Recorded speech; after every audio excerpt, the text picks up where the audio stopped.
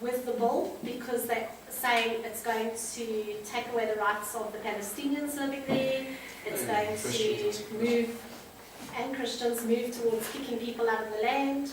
And then of course others are exceptionally happy because they're going, we're now seeing the Jewish people establishing their rights in their land to actually have it, claim it, settle it where they want to settle it and make the rules.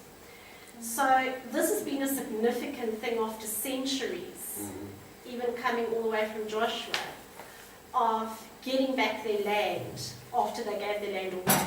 Yeah. And it still remains to be seen because, as we know, there's still a lot of trouble to come for Jacob. How they're actually going to go about claiming back that land with father's help. But it's been a 2-century or more since Joshua, so a 4-century battle almost, just because they gave land away. Yeah. So sorry to interrupt. My father-in-law is now going to be operated on. His anesthetics just kicked in. They are operating on him. Right. Guys, just bow your head for a second. What's your name again? Willem. Father, we just thank you that we can just come before you and we can just lift up on Willem. Father, we know that he's been on a long road. Father, we know that you have him in the palm of your hand, Lord Father, and we just pray that you would guide the surgeons, Lord Father, that you would just uphold him and his body, Lord Father, that he would just be able to withstand, Lord Father, what needs to take place. Pray that you would give him strength, Lord Father, to be able to get back on his feet again and being able to be able to move around, Lord Father. We just thank you that you are in control, and we just thank you for your guidance, and we thank you for miraculous healing. In Yeshua's name we pray. Amen. Amen. Right. On that law, there'll be a lot of discussion on Babylon and fire, because not all Israelis Well, the problem is with Israel is that, I can't remember the stats exactly, but if I remember correctly, it was something like 40% are atheists. Now you've got Christians, obviously lots of them Catholic, Greek Orthodox, which is very similar to Catholic. You've got Armenians that are in there, and obviously their Sabbath, or what they believe the Sabbath is, used to be on Sunday. So now that enforcement is that if that's going to start pushing people in, and the Muslims obviously stop work on Friday day, we're going to have some very interesting things. But ultimately, if they stick to Torah, and that's where this thing needs to be, God please help them, established. Because if it becomes a rabbinic tool of beating people that don't believe anything that the Orthodox don't believe, we're going to have problems. But if they're going to establish Torah, and I mean it is a public holiday in many cases when it comes to Pesach and all those things, but Shabbat has always been you do it or you don't. That's up to you. If they're going to start to establish that, if they start to establish Torah, they're going to be taking a step in the right direction. If they use that, and other people, or Hasatan uses that as a guise to manipulate and to get people out of there, they need to be wise to it. Because one of the things that's been going for Israel is that it's been a country where even Muslims and Christians are free to, they don't feel any pressure or anything. Well, that's the thing. They won't take away their freedom to have their places of prayer, and they'll be there and they have rights and all the rest of it. But when it comes to Shabbat, as a nation, we need to take a stand, because how else is everybody else going to see that? So that's where the things are going to come in. Uncle Conrad? What they have done though is they've taken the Arabic language and it's no longer classified as official language. It's a special language. Hebrew is now signed into the Constitution as the only official language, and the menorah, the 7-branch menorah, is now the official emblem of the country. Now, all of these things are in prophecy. In Zechariah, I think it's Zechariah, you see the menorah coming up. You also see the 2 witnesses with the palms and the... So already it's pointing that way. But what we should understand about this is it's a miraculous thing that has happened. Yeah. But destruction and blessing are going to exist side by side for a time, because as Father tries to restore, Oh, you know.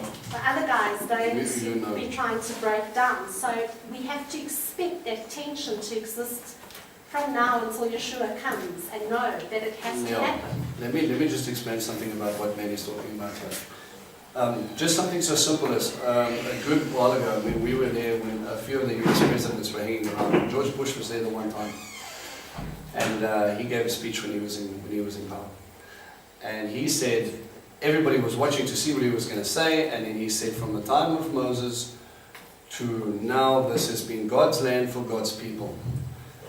Let's just say the Arab quarter in Jerusalem shut down shop and went a little bit grumpy. Okay? You've got quite a mixed population there and dealing with stuff, and they're not scared to throw stones and voice their opinion, whether right or wrong, rabbinically or Islam or whatever. Everybody wants to be heard, and they do it in the wrong way sometimes. So however this thing is going to play out, we just need to keep on praying, right? All right, verse 15. Moshe, Just on that last point, there was, when I was there was a fight over Shabbat, the guys were baking bread, Jewish guys, but they weren't, what they call it, fruit or whatever. yeah, They weren't I went following off the those, law. yeah. And the guys actually wanted to burn down, the Jewish guys wanted to burn the, Yeah, no, look, if you go through any Orthodox area like Mir Shalim or something like that and you drive a car, expect trouble. Right? They consider that an abomination and you're spitting in God's face. And there are so many different other stories that you need to know about. On one side you will have people that are completely loving and understanding and they go, okay, this is where we are, this is what we're going to do. And on the other side they go, well, if you're in the land, that's it, but you've got no other choice. But we can discuss this after. that's a huge division. Massive. Verse 15. Moshe had given orders to Joshua just as Adonai had given orders to Moshe his servant, and Joshua acted accordingly. Again, that is something to be noted. What happens when Moses normally gave orders to people? Grumble, grumble, grumble, and here we see again, people are following in alignment and they're seeing blessing, God going out before them. He did everything Adonai had ordered Moshe.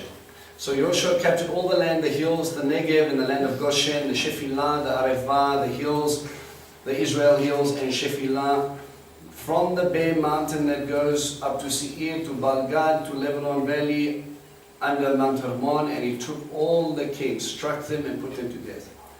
Joshua made war with all those kings for a long time.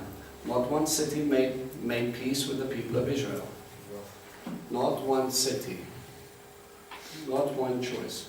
Except for the Hivi living in Givon, the Gibeonites, they took everything into battle. For it was Adonai who caused them to harden their hearts and come against Israel in battle. And again, that is the same sort of sentiment as Pharaoh, right? 6 times Pharaoh hardened his own heart. God says, well, if you're going to make that case, well, I'm just going to carry on with what you said. So that they would be utterly destroyed. So that they would not find favor but be destroyed, in keeping with the orders of Adonai had given Moshe. Joshua at that time came and cut off the Anakim from the land. There we start Anakim? Giants. So again, the very thing that they said they could not handle. What were the things that were keeping out the land with the 12 spies? Giants and the fortifications. And now we have coalitions brought out of their fortifications being dealt with. Who knows? That was God's plan from the very beginning. Might have been. Okay? And here they are busy taking them. So we see a change of heart in this generation that has gone in. From Hebron, Devir, Anav, and from the hill country of Yehudah and Israel. Joshua utterly destroyed them and their cities. No Anakim were left in the land of the people. Only in Azah, Gad, Ashdod, and some remain. That sets up another story. Those 3 towns belong to which group of people? The Philistine. Okay? Yeah. Goliath is going to come in later. Joshua took the whole land in keeping with all that Adonai had said to Moshe and Israel according to their divisions into tribes. Then the land rested from war. Did they capture everything? Let's jump ahead. No. There were still sections that they were still struggling, but most of the regions were put underneath their control. Those 3 towns, the Philistine, they got places where they got them down, I believe, to 2 cities, and then they struggled to get back, but they couldn't. They seemed to struggle every time. Now, chapter 12 is something you're going to read by yourself. There are 31 kingdoms. Right? There are 31 kings. And if you do, how much time do we have? It's time, yeah? So time to All right. Well, yeah. Do me a favor. The next time, you're going to write down every single town that is mentioned. And you're going to write down the meaning of those towns. Oh, that one. That one. You're going to play that game with me. Right? This is probably going to take you about 15 minutes, more or less. Okay? And you are going to write down, and it's going to tell you a story. I was going to share my story, but we don't have time. So, 31 kings, and we can look at that and we can go, wow, that's a lot of kings, and scan over it, and we can go, okay, but there is always something more. Remember, there are 4 levels to every section. So look at what the names mean, and then ask the question, what is God trying to show you? Yofi?